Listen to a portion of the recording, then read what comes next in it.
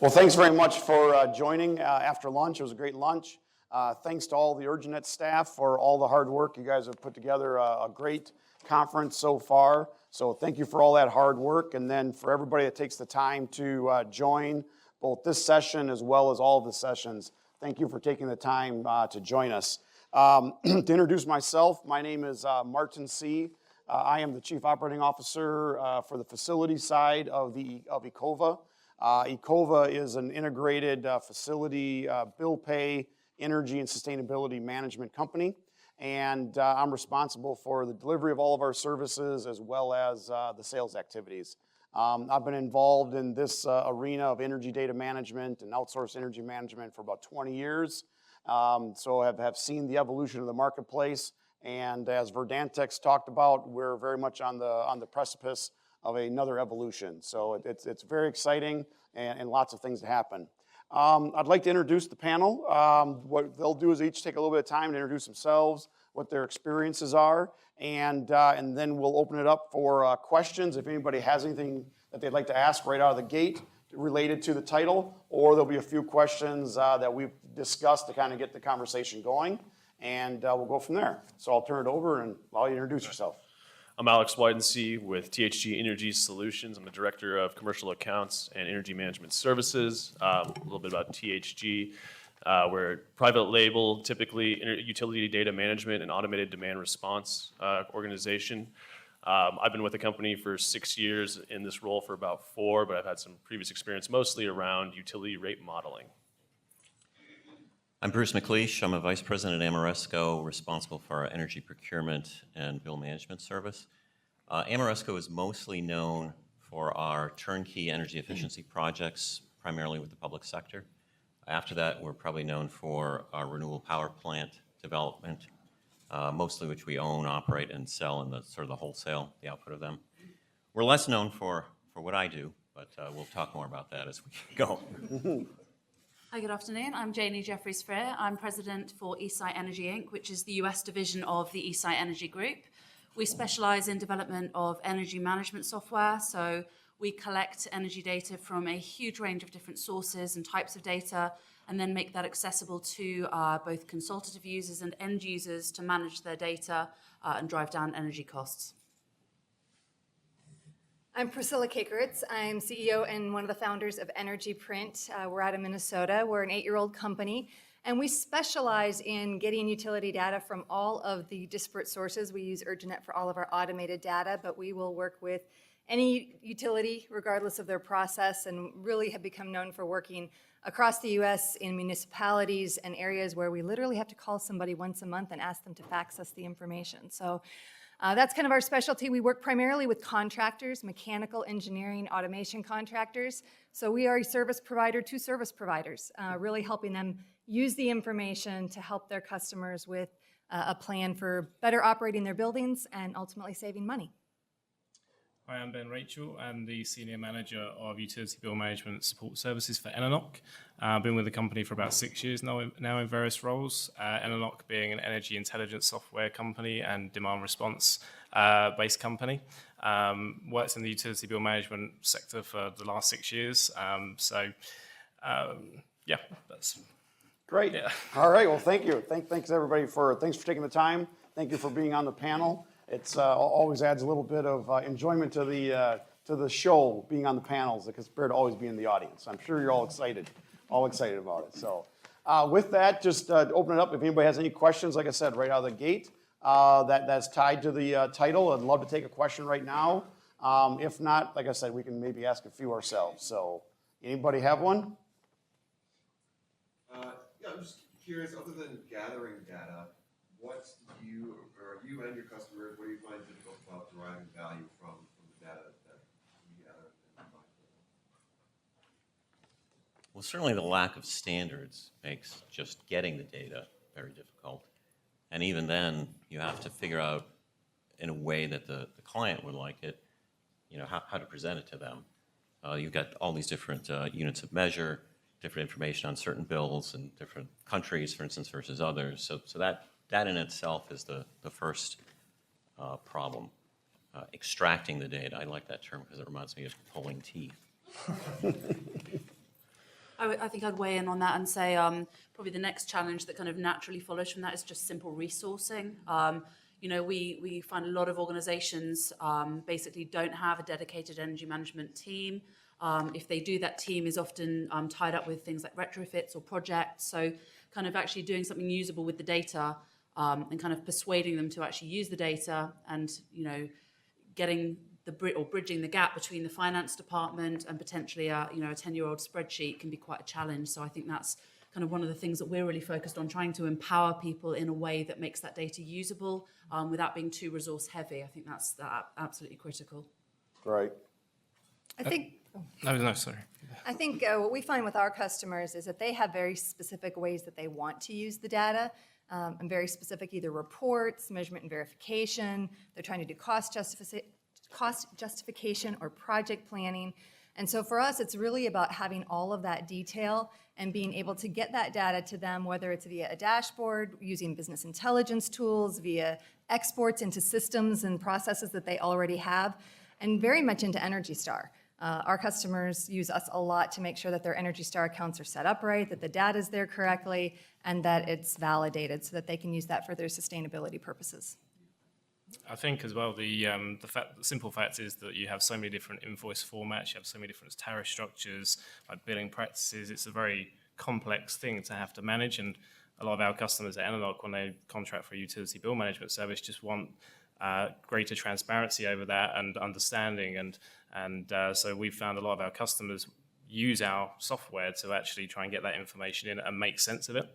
It's not an easy thing, and we get a lot of feedback to say that that's really helped them in making sort of informed energy-based decisions. I guess I would say, at least for us, getting the data is pretty easy thanks to EnerNet. So but beyond that, we absolutely start by benchmarking. So we have to figure out where they're at today. And like I believe it was Janie said, a lot of the people that you're dealing with have full-time jobs doing other things. Looking at the data is not necessarily something they can do on a daily basis. So helping them benchmark and determine which locations or accounts or facilities, however you want to term it, would derive the most value from some sort of capital expenditure or maybe just behavioral-based changes. So I think that's where the value really comes from. Right. Okay, very good, very good. Yes. Yes, Bob Bittner with Dude Solutions. What are you seeing as a result of lower utility cost and getting people's attention? When it's coming under budget line because it was budgeted a few years ago for a higher cost, now it's down, it's off the radar of the CFOs and so forth. How do you keep your clients engaged in this is the right thing to do? And even though gas is $2 a gallon, how do we continue to drive down? Yeah, I would say for us, we've always focused on the usage side. Is that a lot of the costs, either if you are exposed to some a deregulated market, or in a lot of cases, a lot of companies we work with are behind regulated utilities, and they have obviously a lot less cost control in that case. Is to always focus on the usage, continually benchmark, continually find the locations that you can drive costs down by controlling usage, and just really making sure that demand usage control is where their heads are at, and not necessarily on the cost component. And then, of course, helping them kind of preach that up the ladder, because obviously, a CFO may not know the difference between a kilowatt hour and an MMBTU, and they don't need to. So as long as you can really help them be able to frame that discussion, that'll really help their long-term objectives. I think the point you're getting at is, I'll refer to the Delta presentation earlier where they said, well, we have a two-year simple payback requirement. And if they're looking at, okay, what type of energy savings value am I going to get out of this, it makes it much more challenging when you have very low energy costs. So here we are, we have the opportunity to provide systems or services related to analyzing, real-time data at the component level. And again, it's like, well, all right, what's the payback on this going to be? So it is a challenge. I think I'd comment there's a few kind of areas to consider. One, I think global corporate sustainability and the kind of responsibility that corporations feel is really important. I think people need to be green. You don't want to buy anything anymore, or most people don't, from a company that's socially and corporately irresponsible. So I think that's a huge driver. Energy costs can be cheap, but with a lot of larger global organizations, salaries and energy are still the top two expenditures. So, kind of really having that global approach and kind of looking at those heavy energy users is a great way to kind of, address that. And I think there's other things related to energy that organizations want to do. So it might be, hey, you know what, I've got 500 projects that my group is looking at this year that range from housekeeping practices through to LED lighting retrofits, through to chiller upgrades. Where should my time and effort be going? And kind of having knowledge, the data, is kind of power as to making those decisions. So I think it's more than just my energy cost is currently low. It's not going to be forever. And there's a lot of other things in an infrastructure that help drive those decision-making processes that should be considered. I think for our customers, we see them do a lot of portfolio level management, and David talked about that earlier. And I think it's important to help your customers across that portfolio of buildings to see how buildings are comparing to each other. And then outside of their portfolio, whether it's using Energy Star or services like ours, where they can compare themselves to their peers.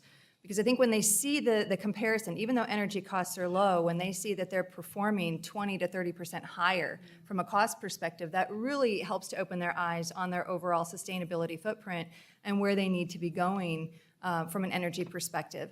I think the other trend that we have seen in tracking all of the details that are on all of those fees and taxes is though energy rates are low, we are seeing that the dollar amount for fees and taxes and other applicable charges that are added onto the utility bill is growing. And so their actual cost isn't necessarily as low as they think it is. And sometimes that's a challenge of doing rate analysis outside of the cost of the total bill and helping clients really evaluate what they can do about some of those fees and charges. Yeah, I would just kind of echo what you were saying before around sort of giving customers the ability to kind of benchmark their sites against each other. So kind of like for like sites and using those kind of like learning lessons from those strong performing sites so that for those sites that are not performing as well, they have the necessary information and data available to them so that they can actually take that away and apply that to their particular sites. Thank you. Oh, there's a microphone right there.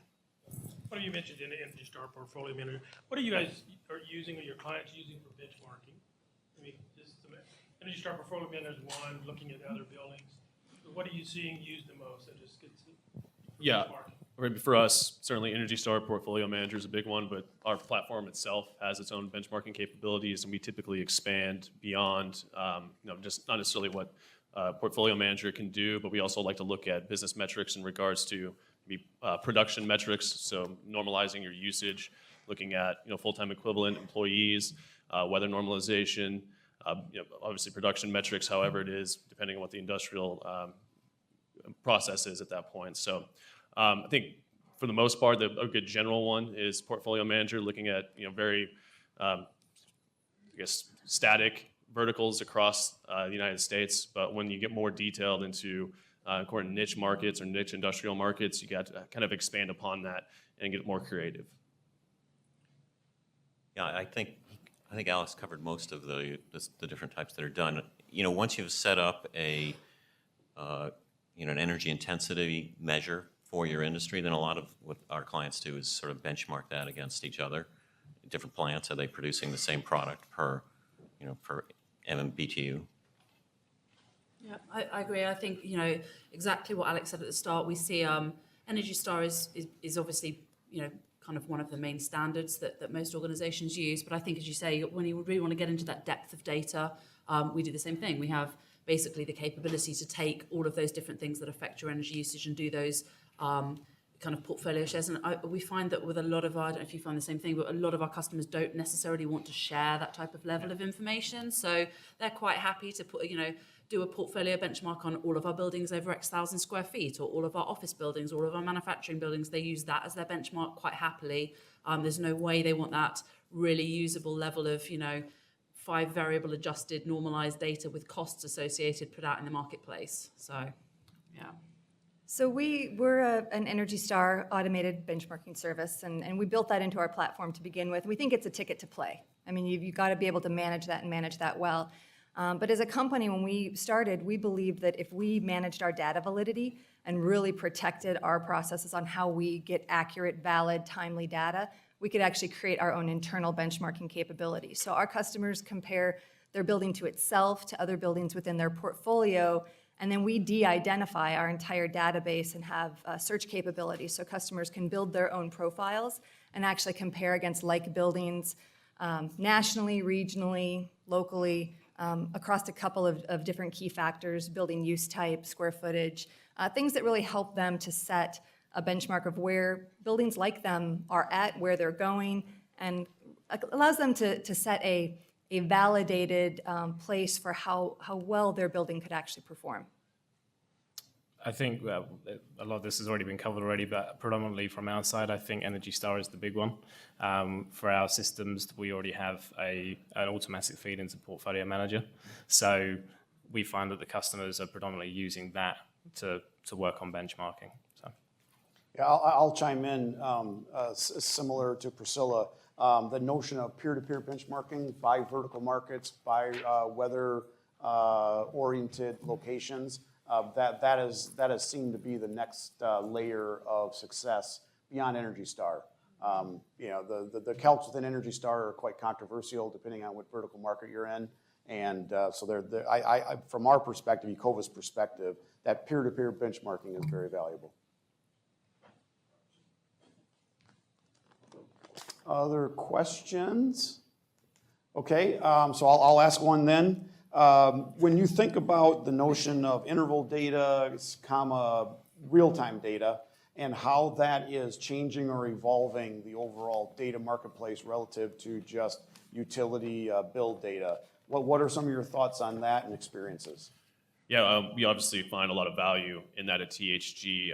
Right now, something we do pride ourselves on is the ability to be agnostic to metering types, either through building automation systems, existing telemetry, whatever it may be, being able to integrate that information and not only tie that real-time data with just your consumption and your demand or your K-bar, but also integrating what the real-time market price is if you have any sort of exposure to that, being able to react in real time, and also looking at production metrics as well. We can get production metric data, which I know certainly Janie brought up a good point that can be a little bit secure for the customer, but for those who are willing to allow us to bring that into the system, you can do real-time normalizations. Also being a lot more accurate at forecasting. So where you looking to be at your current usage rate, demand rate, based on whatever tariff you're on, whatever contract situation that you're currently in. So yeah, I mean, it's just when you have more integrated data or more interval data, you can be way more proactive in how you're using energy and less reactive than you are with typical bill data. Yeah, I think the insights you get from interval data are like an order of magnitude of an increase. You can determine what equipment is supposed to be shut down or that the customer says is shut down isn't. You can figure out whether your equipment is not running properly or not. And you can get down to, you can do some of that at the whole building level, and then you can go even lower if you capture data from the building automation system. So I think, to me, that's where obviously the next sort of thing is for everybody if they really want to optimize usage. Yeah, I mean, interval data is the game changer. It's where you get the breakdown of, exactly as we've been saying, what's happening, where it's happening, why it's happening. As it happens, if you get that data frequently updated, in kind of real time or as it happens, then you can actually go along and make adjustments, to avoid certain situations, which is extremely powerful. We actually have a couple of clients, because there's such a, like the billing conversation where Urgent are solving a problem to get data from, however many thousand sources of utility providers. And bear in mind, we're a global company, so you've got however many thousand in the US, then you've got, several thousand, in the UK and Europe and Canada, and then, before you get there, it's just a total nightmare. Same issue with interval data. There's all these different manufacturers of BAS systems and SCADA systems, and then there's smart meters and loggers, and, it just goes on and on and on. So I think kind of bringing that all together so that you've got, an understanding of how that looks holistically is huge.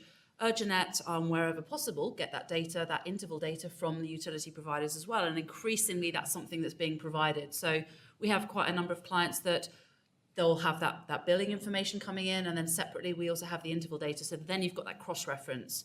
And as I say, that is really a powerful starting point if you've got those two bits of data together.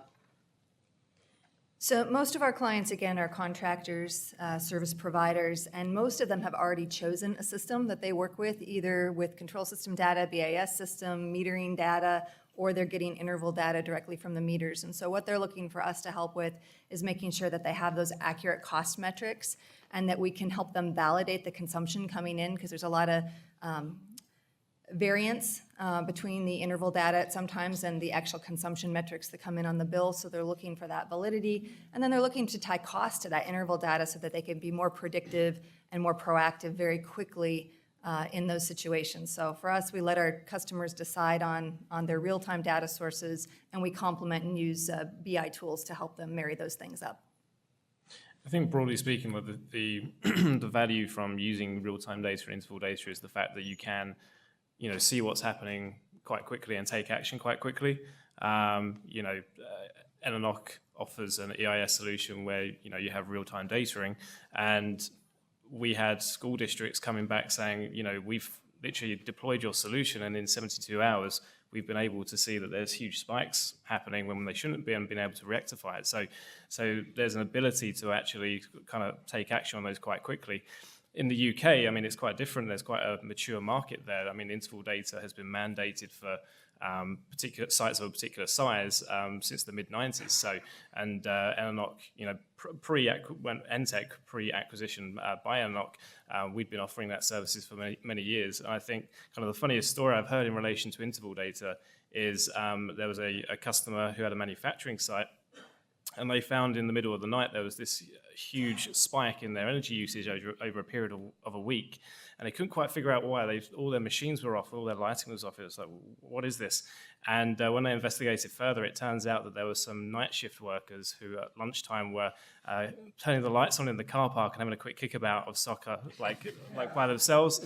And that's it illustrates really the advantages that you have with interval data. It's something that you can remedy quite quickly if there's an issue.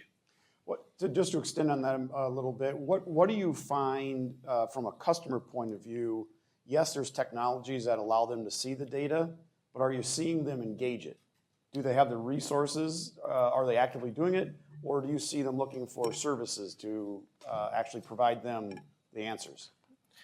We see them definitely engaging in it. Yeah, we in our platform have lots of consumption profile graphs that they can use. And yeah, we also use exception reporting. So basically, if anything looks slightly out of character, we'll send a note to them and say, look, this is something that you really want to look into. And we ask that they come back with an email or some sort of communication to indicate what that was and if they've addressed it.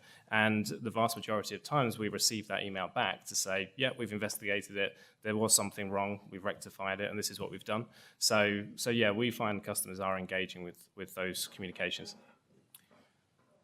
Every now and then there's a really inspired, sort of brilliant customer, which is what everybody hopes to have. There's this one where we installed an energy management system it's a manufacturer, and he wanted to have his production data automatically fed into it, which he did.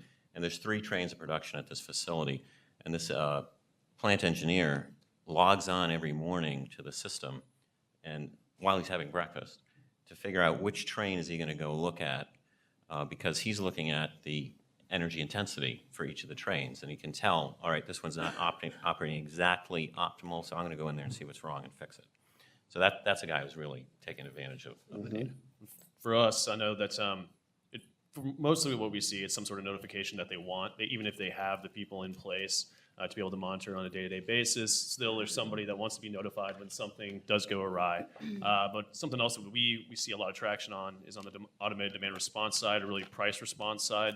So for those customers, especially in this really low price market that we find ourselves in, really all over the country, any sort of exposure to the index price, even if it's in a block and index structure, being able to react by integrating with your building automation systems that may exist already, or our device can handle it for them as well. So whenever they get to certain prices in the real-time market, does it make sense for them to be able to curtail some usage, maybe dim the lights, adjust the temperature sets, do things of that nature to be able to kind of create an additional hedge onto their portfolio that they otherwise would not have.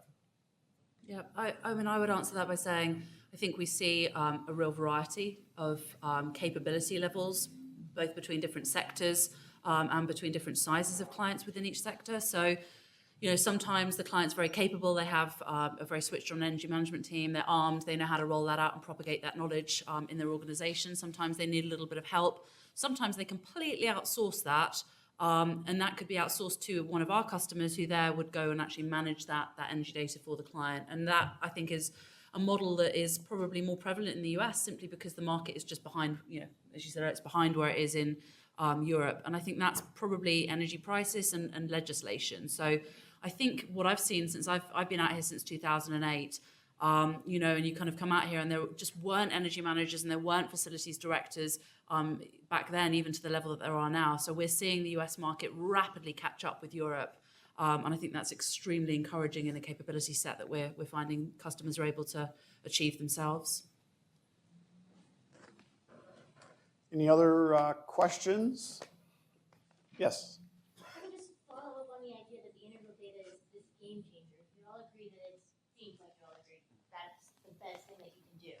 But if you've got a client with a diverse portfolio of facilities, it's really expensive to get integral data at all of those diverse locations, especially if they're not, you know, 6 giant manufacturing plants where energy cost is a third of your expenses or something like that. Is there any sort of middle ground if you've got locations too diverse to afford integral data? Yeah, I mean, I think certainly it starts with the build data. If you do have that issue of cost, then you got to identify those locations where it makes sense. So who's the biggest abusers when it comes to efficiency? What's going on at those locations? That's what you really want to focus on.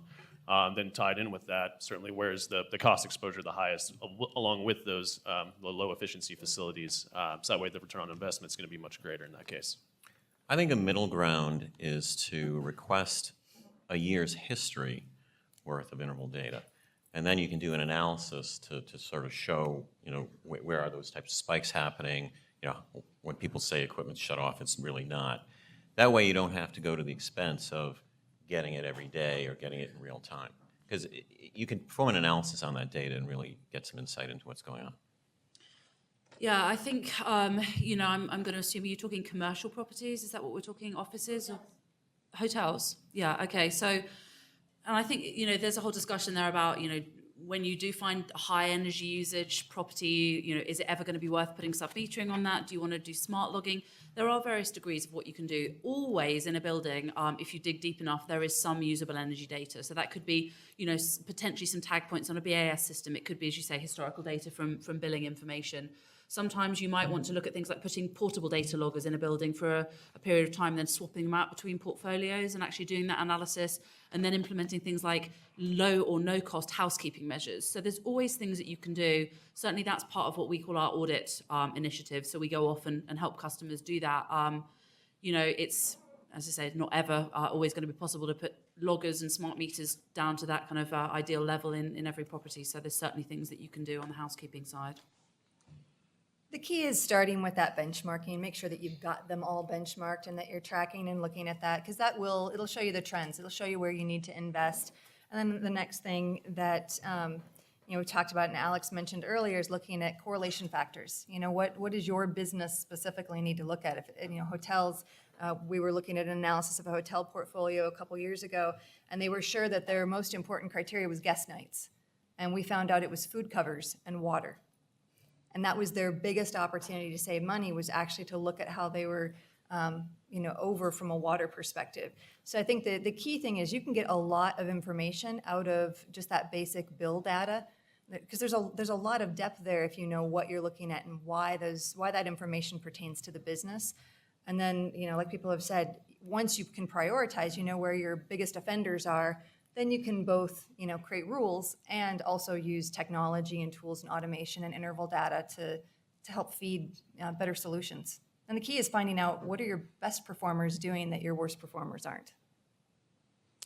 Yeah, I mean, I would echo that. Like I said before, in terms of the information that's vastly available on the bill, it's vast. You know, so if you can take advantage of that, if you can put it into a system, a database, and you know, start taking analytics out of that, then you know that can be incredibly powerful. And then, like you said, in terms of interval data, perhaps for those larger sites where you've got incredible amount of consumption there and cost, they're the ones that you focus on a bit more. But I mean, it's different in the UK, as I said, because for sites of a certain size, an interval data meter is mandated. And actually, we're getting to the point where that threshold is lowering, and there are more meters coming out, being put into sites. So, so it's interesting to hear from an American perspective, because it's quite different in the UK. Well, thank you, panel, very much. We've reached the end of this particular session. Really enjoyed the feedback, the commentary on benchmarking and the criticality of benchmarking, both Energy Star and peer-to-peer, the evolution of interval data and how it's going to create more rapid decision-making, but there's still going to be the everlasting need for the actual utility bill. That, as diverse as it is, it's not going to go away. So great insight, really appreciate your participation. Thank you for the audience for your time, and we'll end at that and on to the next sessions. Thank you.